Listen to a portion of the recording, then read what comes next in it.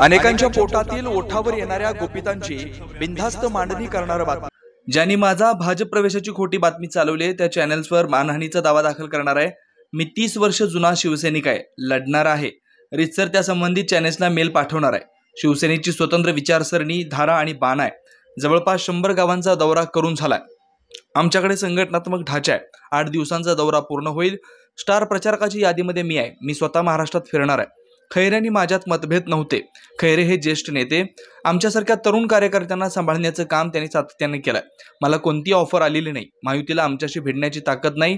छत्रपती संभाजीनगरच्या जागेसाठी मी पूर्ण ताकदीने काम करणार आहे. सगळ्यात आधी ज्या चॅनलवाल्यांनी 10 वाजता माझा पक्ष प्रवेश होणार होता असं सांगितलं, त्यांनीच त्यांची बातमी खोटी ठरवलेली आहे. कारण आता 11:30 वाजलेले.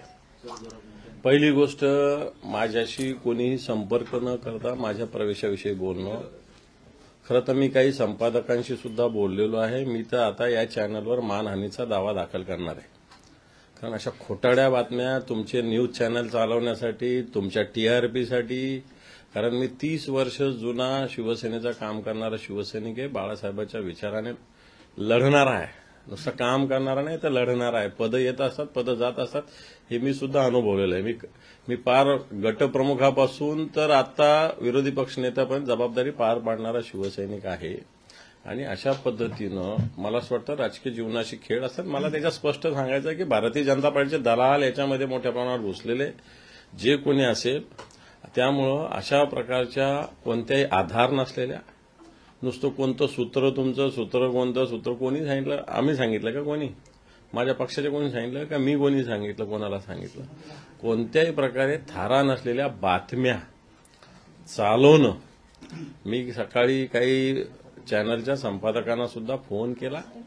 ठीक आहे, मी तर कारवाई करायला भाग पाडेल ज्यांनी ह्या अशा प्रकारे बातम्या हे केलं त्याच्यावर. मी रीतसर मी आता थोड्याच वेळेत मी माझ्या लिगल ॲडवायझरला आणि माझ्या अधिकाऱ्यांना सांगितलेलं की रीतसर 1 तासाभरातच मी मेल पाठवणार ज्या चॅनलने अशा पद्धतीने केलं.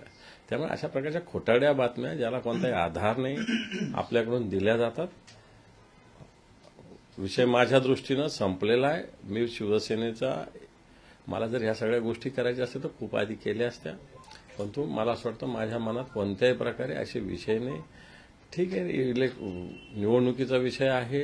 उद्धवजी ठाकरे साहेबांनी पक्षाची यादी जाहीर केली. मी साहेबांच्या नेतृत्वाखाली काम करणारा शिवसैनिक आहे. त्यामुळे अशा प्रकारे एखादं पद, एखादी निवडणूक येणं आणि जाणं फार काही महत्वाचं असतं असं मी मानत नाही. त्यामुळे आपल्या सगळ्या बातम्या चूक ज्या चॅनलच्या, आपल्या मी सगळ्यांना बोलत नाही, पण ज्या चॅनलने अशा बातम्या लावल्या ह्या चुकीच्या, खोट्या, माझी मानहानी करणारा आहे. माझ्या 30 वर्षाच्या निष्ठेनं काम करणाऱ्या, कामाचा अपमान करणाऱ्या, असं माझं स्पष्ट मत आहे. तुम्ही ज्या प्रकारे मध्ये नाराज होतात त्याचा विषय होता की आपण नाराज आहात, त्याच्यामुळे या बातम्या पुढे आल्या. नाराज असलं म्हणून काय झालं? तुम्ही फार खुश असतात का सगळे लोक? हां, तुम्ही काय सगळे लोक खुश असतात? तुम्हाला कोणतं भेट दिलं जातं, कोणत्या चॅनल, तुम्ही रोज चॅनलचा हा संपादक, त्या संपादकाचा चॅनलचा उलागला. आज मी एका संपादकाला फोन केला, तो म्हणे मी आजच्या दिवसाच उद्या दुसऱ्या चॅनलचा संपादक उलागलो नाही. मी हे तुमचं चालतं. पण मला असं वाटतं नाराज वगैरे असणं, मी स्पष्टपणे सांगितलं की ज्या दिवशीपर्यंत उमेदवारीची यादी जाहीर करणं त्या दिवशीपर्यंत नाराजी असते, नंतर रोज थोडी नाराजी असते. तुमच्या नाराजीचा फायदा घेतला जातो का विरोधकांकडून? विरोधकाकडून नाही, तुमच्या चॅनलकडून. विरोधक कोणी काय बोल, कोणता विरोधक बोला सांगा. चला, शिंदे गटाचा एखादा माणूस बोलला का? ऐकून घ्या. शिंदे गटाचा एखादा माणूस बोलला, भाजपचा एखादा माणूस. आता सुरुवातीला शिंदेकडे जाणार, कालपासून सुरू भाजपकडे जाणार. रावसाहेबांनी काय बोलले? भाजपचे अरे, मी 30 वर्षानं शिवसेनेचं काम करतो. मी 20 वर्षानं जिल्हा प्रमुख आहे. त्याच्यामुळे काय मुद्दा आहे की तुमचे आणि भाजपचे विचार जुळतायत असं त्यांचं म्हणणं आहे. म्हणजे एकंदरीतच अप्रत्यक्ष निशाणा साधलाय त्यांनी. विचार जुळतात. शिवसेना आणि भाजप तर 25 वर्षानं अलायन्स होते ना. त्यामुळे शिवसेना आणि भाजपचे विचार सारखे होते. सारखे म्हणजे एका विचाराने आम्ही लढत होतो. त्याच्यामुळे काय झालं का, आम्ही काय एक झालो काय? आमचं स्वतंत्र आहे शिवसेनेचं. आम्ही काय भारतीय जनता पार्टीच्या बरोबर होतो म्हणून काय भाजपमध्ये गेलो का? आम्ही शिवसेनेची आमची स्वतंत्र विचारसरणी, स्वतंत्र धारा आहे, स्वतंत्र बाण आहे, आणि त्या बाण्यानेच आम्ही चाललेलो आहे. मी उतरलेलो आहे प्रचाराला. अजून 1.5 महिन्याचा काळ आहे. संभाजीनगर जिल्हा छोटासा आहे. 4 दिवस 8 दिवस लागत नाही प्रचार करायला. 8 दिवसात सगळा जिल्हा ढवळून काढता येतो. आणि माझ्यात तेवढी क्षमता आहे. आणि मी ऑलरेडी मागच्या आठवड्यातच जवळपास 100 गावांचा दौरा करून झालेला आहे माझा. फार मोठा मतदारसंघाने 8 दिवसात सगळा प्रचार कंप्लीट होईल. आमच्याकडे संघटनात्मक ढाचा आहे. इथं बसून सगळ्या गावाच्या बूथपर्यंत प्रचार करता येतो. ही शिवसेनेची ताकद आहे. त्यामुळे असं काही नाही की फिजिकली आपण गेलं पाहिजे तिथं. पण तरी मी मागच्या आठवड्यामध्ये जवळपास 90 गावांचा दौरा केलाय. मी कुठेही नाही, मी शिवसेना या विषयाचा प्रचार केलाय आणि आणखी पुन्हा करणार आहे. आणि मला महाराष्ट्रात फिरायचं आहे आणखी सगळीकडे. स्टार प्रचारकाच्या यादीमध्ये मी आहे. त्यामुळे मी महाराष्ट्रात स्वतः फिरणार सगळीकडे. सर, खैरे आणि तुमच्यातले मतभेद जे होते ते पूर्णपणे मिटलेले आहेत का? की आणि चंद्रकांत खैरे यांनी निवडून येण्याची किती हे कोणतेही मतभेद नव्हते. त्यांनी तिकीट मागितलं होतं, मी तिकीट मागितलं होतं, एवढाच विषय.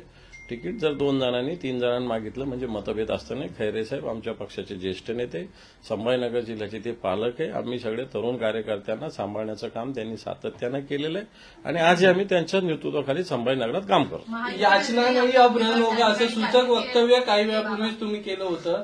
नेमकं रण म्हणजे तुम्ही स्वतः रणांगणात उतरणार आहे काय? हो, मग पक्षाच्या मला असं वाटतं उद्धवजी ठाकरे साहेबांचे विचार, उद्धवजी ठाकरे साहेबांचे हात मजबूत करण्यासाठी मला असं वाटतं. कारण पक्षाविषयी काही सांगतात ना लोक, भाजपला मॅनेज झाले, याला हे झाले, त्याला ते झाले.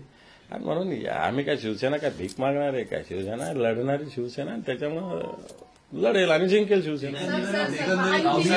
तुम्ही असा भूमिका जाहीर केली आहे की जे काही माझ्याबद्दल सगळ्या बातम्या पसरवल्या जातात, या खोट्या टीआरपीसाठी लोक करतायत, सगळं तुमचं आता तुमच्या पद्धतीने एक वेळ मान्य करू.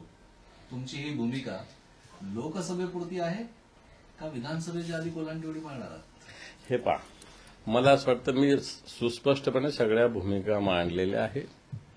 त्याच्यामुळे मला असं वाटत नाही आता या सगळ्या गोष्टी पुन्हा तेच सांगणं, याला काही अर्थ नाही. आता परवा मी मातोश्रीवर असताना मला फोन आला एका चॅनलचा, लोकशाही चॅनलचा, स्पष्ट सांगतो. आता चॅनलविषयी पण बोललो पाहिजे. सकाळी सामवाल्याने चुकीची बातमी लावली, स्पष्ट बोलतो, सगळ्या तुमच्या समोर बोलतो, चुकीच्या बातम्या लावल्या. मी मातोश्रीवर आणि ते सांगतो तुम्ही वर्षावर आहे का? वर्षावर पोहोचले का? तुमचा प्रवेश होणार आहे का? अरे काय त्याला अर्थ आहे काही? ती ऑफर नाही. मला ऑफर येण्याचा प्रश्न येत नाही. महायुतीला उमेदवार सापडत नाही. महायुतीमध्ये आमच्याशी भिडण्याची ताकद नाही. संभाजी एवढं तुम्हाला स्पष्ट सांगतो. उमेदवारी जाहीर होऊन 5 दिवस झालेले. मला असं वाटतं त्या दिवशी सगळी जी काही नाराजी राजी सगळे विषय संपला. पक्षप्रमुखाकडे मी जाऊन आलो. माझं तर ऑलरेडी फोनवर बोलणं झालेलंच होतं. तेवढ्या दिवसापूर्वी विषय असतो. रिॲक्ट होणं थोडंसं काही पाप नाहीये, पण शिस्त पाळणं हे सुद्धा गरज आहे संघटने. त्यामुळे मी पक्षाचा शिस्तबद्ध शिवसैनिक आहे. विषय संपलेला आहे. उद्धवजी ठाकरे साहेबांच्या नेतृत्वाखाली संभाजीनगरात असो की महाराष्ट्रात असो आम्ही ताकदीनं काम करणार आणि शिवसेनेला 100% यश मिळवून देण्यासाठी आम्ही काम करणार आहोत. त्यामुळे जे काही झालं, मी पुन्हा वारंवार सांगतो की पक्षाकडे तिकीट मागणं गुन्हा नाही. मागितलं होतं, खैरे साहेबाला दिलं. खैरे साहेब आमचे नेते, त्यांचं काम, त्यांचं म्हणजे संघटनेचं काम ताकदीनं करणं माझं कर्तव्य आहे. बेधडक निर्भीड बिनधास्त मांडणी करणारा खबऱ्या लाईव्ह.